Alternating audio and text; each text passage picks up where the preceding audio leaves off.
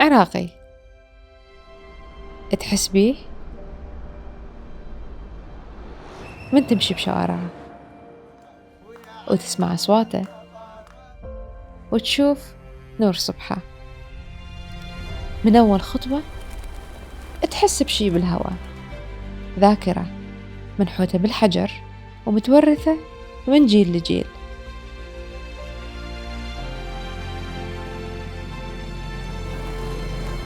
تاريخ تحسه عايش حواليك،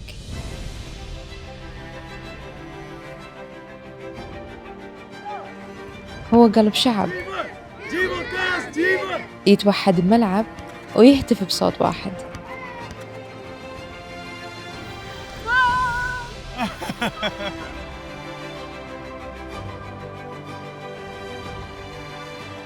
هو بيوت الناس اللي تنفتح لك بمحبة،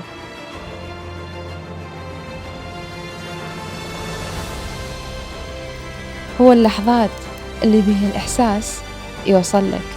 كلش طيب. أنا راح أفوز.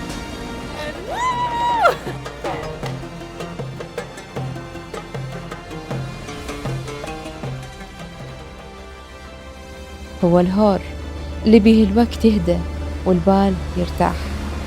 الهوى هناك يشيل حكايات عن أهل المكان وصبرهم وجمالهم الهادي. هو من تعلى الجبال والهوى يتغير، تاخذ نفس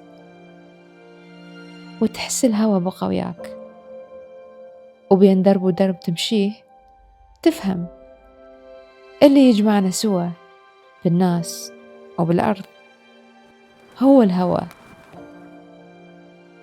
لأن هواي وهواه وهوانا عراقي.